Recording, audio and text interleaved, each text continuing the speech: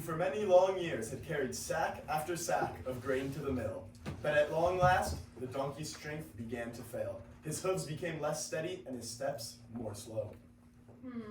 This donkey will soon be worthless to me. Then I'll have to send him out to the wild to fend for himself.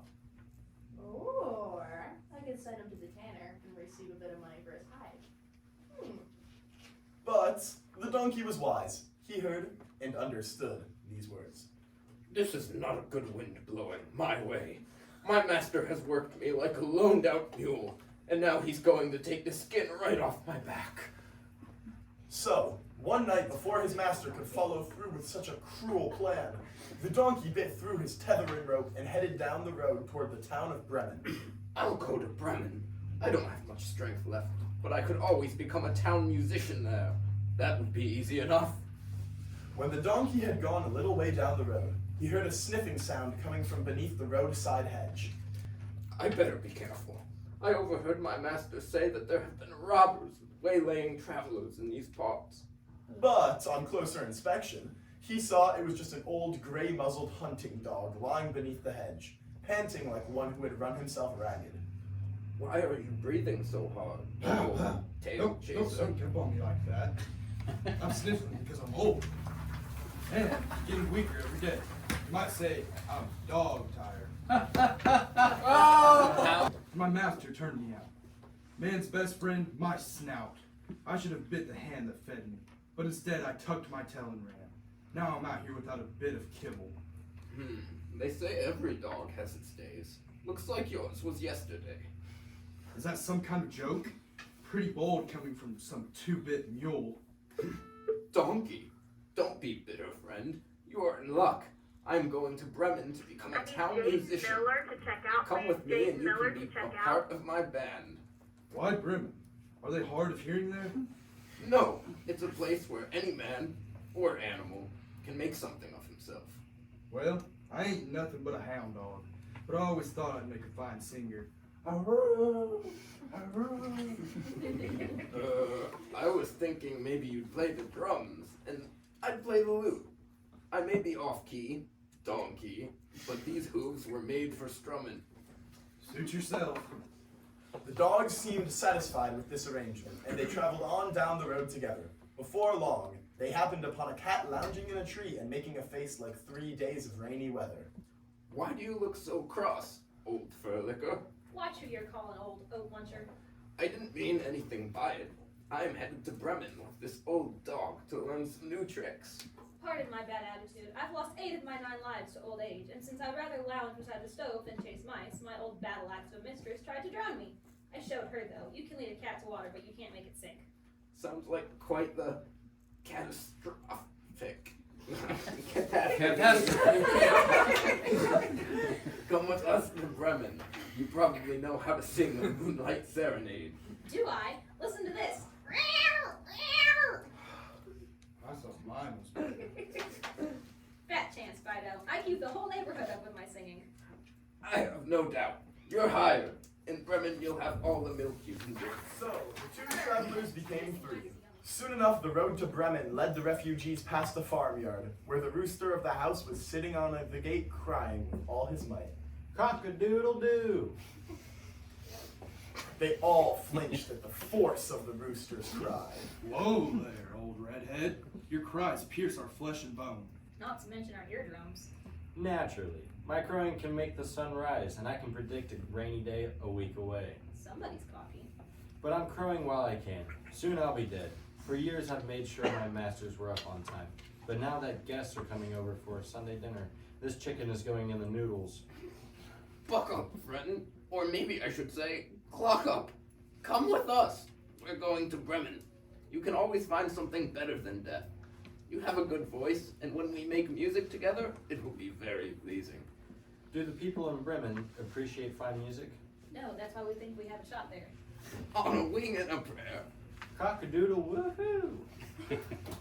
The rooster was ecstatic with the proposal, and all 4 went off together, singing merrily at the top of their voices. Okay, now make some noise. Now make some noise.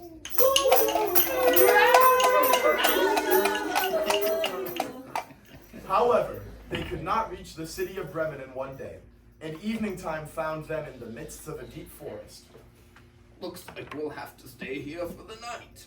The donkey and the dog lay down under a big tree, but the cat and rooster took to the branches. I don't know about sleeping next to the cat. She's been giving me a strange look ever since I met her. Relax, I like mice. Why is that? They taste like chicken.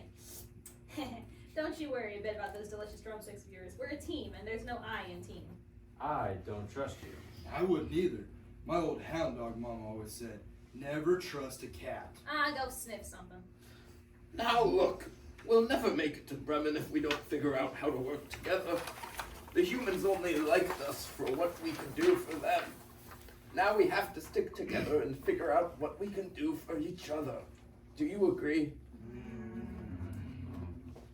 I'm still going to keep my distance. Rooster flew higher in the tree where it was safest for him. But once there, he thought he saw a little spark burning in the distance. Cock-a-doodle, look. I knew that cat couldn't be trusted. What? I didn't touch him! No, it's not the cat. It's a light. A house. A house? They might have a nice stall with a bit of hay in it. Or some bones with a bit of meat on them. Or a few pieces of stray corn. Or a nice fat rooster with an ego problem. So they made their way towards the light. And they found it was a broken down house, all lit up like noontime. The donkey pressed his muzzle to the dusty window. What do you see, old Grey Tail? A table set with good things to eat and drink, and a group of men sitting around it. I I wonder if they'd be interested in 4 slightly used pets. I'm sorry. But then the donkey noticed knives clutched in the men's hands and bulging sacks of loot piled around the room. So, he pressed one of his long ears against the pane to hear their conversation. Listen here, you swabs. We'll divide this here loot between us. Since there's 3 of us, that'll be half for me, half for you. Captain? I ain't sure about all that math checks out. Oh yeah. How about this math? You plus my knife equals what? 0 problems. Then the men piled the stolen gold upon the table and divided it between them, unevenly, of course. These are the robbers my master spoke of. We have stumbled upon their hideout. Well, I discovered it. But you never would have if I hadn't made you fly higher. You two, I smelled it a mile off. You lie like a dog. Quiet, all of you. Don't you see? We have a chance for happiness here. If we drive these robbers away, we can have this cottage all to ourselves. What about Bremen? And my superstar singing career. We won't need Bremen if we can find our happiness right here. Then the animals discussed how they might drive the robbers away. I can nip at their heels. This kitty could use her claws. I could flog them into submission. I think I have a better idea that would put our musical skills to work. Listen to this. The animals all agreed that the donkey's plan was the best. So are we a team? Yeah. So, without further ado, the donkey stood on his front hooves on the window. The dog jumped on the donkey's back, and the cat climbed onto the dog, and the rooster flew up and perched on the cat's head. Now hit it.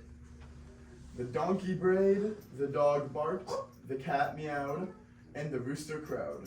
Okay, let's all make noise.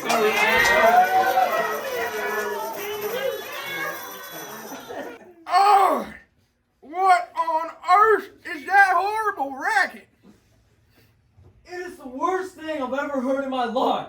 Oh, my ears! My ears! We have found this house for our hideout, but what do you think, it could be haunted? Not in a million years. At just that moment, the weight of the animals became too much for the window pane, and they came crashing through the glass in the midst of the robber's cottage. Okay, let's all make the noise. Clink, clink, clink. Aye! Run for your lives! Ghosts!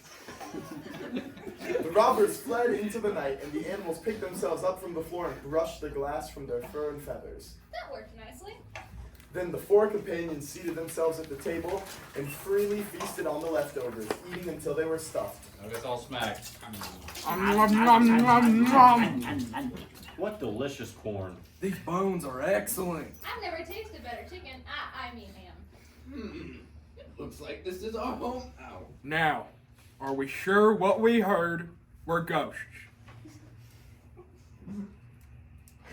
Sorry, I'm sorry.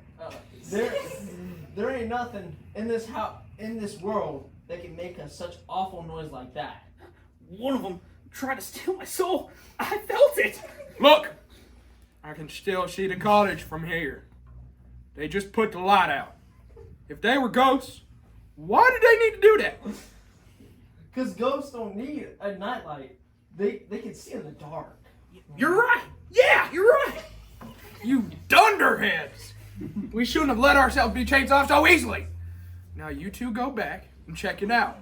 What's really in the house? Us? Why us? 'Cause I'm the captain, dummy!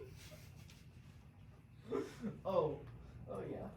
Wait, what if we refuse?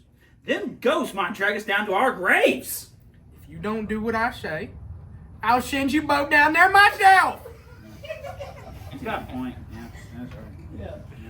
Yeah. So the two robbers snuck back to the dark cottage and tiptoed in through the open door. Looks empty.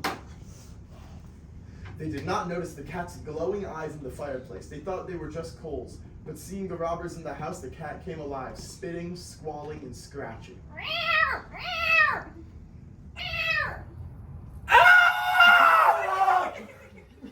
They ran for the back door, but this woke the dog, who jumped up and bit them both in the rump. Ouch! Ouch! Running even faster, they crossed the yard and passed the manure pile. The donkey was there and gave one of the robbers a healthy blow with his hind legs, sending him crashing into the other. I call that a hee-haw, hee-haw. As the robbers picked themselves up, the roosters swept down from the roof, clawing at their scalps. Cock-a-doodle-doo. White with fright, the robbers ran as fast as they could back to their captain. That house isn't haunted. It's home to the worst monsters I've ever seen. What are you babbling about? There was the horrible witch in the house. She hissed at me and scratched at me, my face with her long nails. And there was a killer with a knife standing in front of the door. He stabbed me in the bum. And there was a shadowy monster lying in the yard, and it hit me with a wooden club. And don't forget about a flying nightmare came down and scratched at our heads.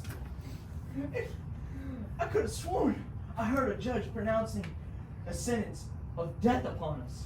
The captain grabbed his henchmen both by the collar. I don't care what you two buffoons are! You get back there right now! Nuh-uh. Find yourself another henchman. I ain't never going back to that place. Kill me if you have to. Just don't send me back to that house of horrors. Just then, the animals singing fired up again in the distance as they celebrated their victory. Okay, lots of noise, lots of noise.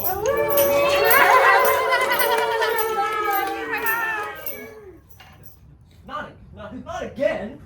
I'm out of here. The robbers wrestled themselves out of the captain's grip and dashed away, leaving him standing alone in the forest. Hey, wait for me, you swabs! The captain followed his henchmen into the darkness, and they were never heard from again.